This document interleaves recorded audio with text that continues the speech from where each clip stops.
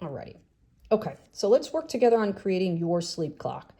So like we talked about in the beginning, in order to truly reverse those epigenetic changes, we have to start prioritizing our sleep. We can do all the great work on nutrition, we can exercise, but if we do not prioritize sleep, we're missing some of it, right? This is so critical to really reversing those epigenetic changes, reversing insulin resistance, reversing high blood pressure, high cholesterol, reducing our risk of cancers. This has to become a priority. And the way I was able to do it is I had to put it on my calendar. My sleep had to be on my calendar because otherwise it was just something that I happened to get to at the end of my day. And this is what this is what I needed to do in order to make that happen. So the way we start is we just start with a circle. That's our clock. And we want to make it a 24-hour clock. So 24, 12, 6, and 18. And where you start is you say, okay, what time do I need to wake up in the morning to do whatever I need to do? Go to work, drop the kids, whatever that happens to be, right? So for me, that's 5 o'clock. So there's my beginning. And then I back up 8 hours from there, right? We all should be getting 7 to 9 hours of good restorative sleep. So if I back up 8 hours, that puts me at about 2100. So in this zone is my sleep. All right, so this is when I need to be sleeping. And I will say, for sleep, a couple things around your bedroom. Your bedroom is for sleep and intimacy. So televisions in the bedrooms are not recommended. Reading your Kindle in the bedroom is not recommended. Surfing the internet on your phone is not recommended in your bedroom. So really the bedroom needs to be for sleep and intimacy because your body starts to learn that is the behavior you do in this room. And over time, that's what it does. It goes to bed, it goes in that room and it learns there are only two things that are going to happen in here. And it becomes easier to get into that cycle. So that's my sleep zone. Then what you do is you back up an hour from there.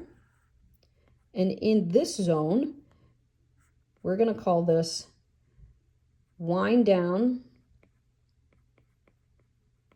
Another way to think about it is sort of detox, digital detox, right? What that means is an hour before you go to sleep, you want to start reducing the amount of light into your eyes.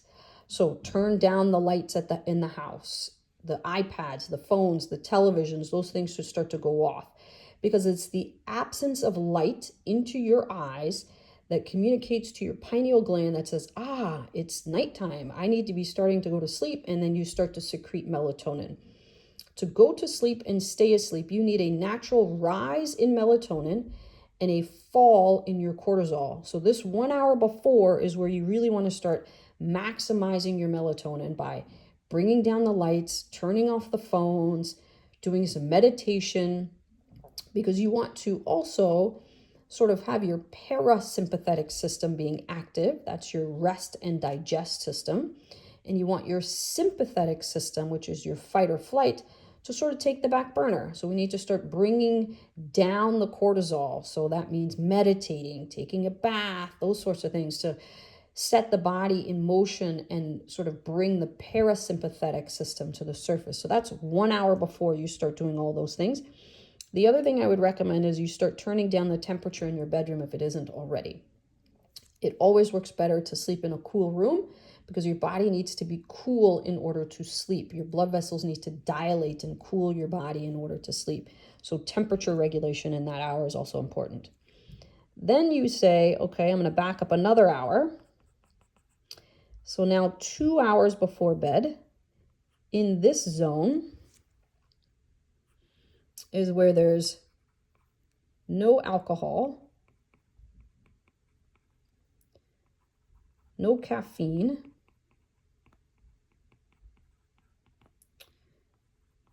no sugars, and these are sort of added sugars, refined sugars, those sorts of things.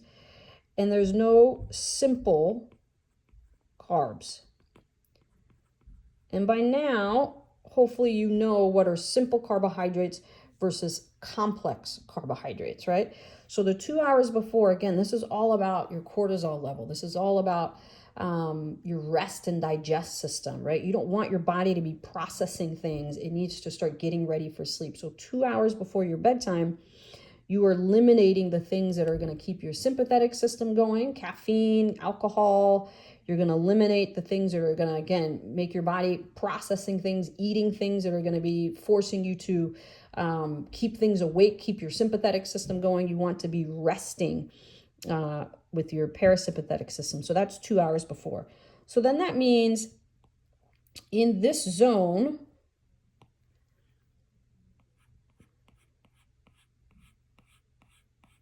all right, this is where we do all of our nutrition, health promoting nutrition, health promoting lifestyle, right? All of that lives here. The other really critical thing that lives here is hydration. Okay. So like I said, in order to sleep, your body needs to cool itself. In order for your body to cool itself, it has to have enough volume in the system. If you think of your vascular system like a pipe, right? A series of pipes.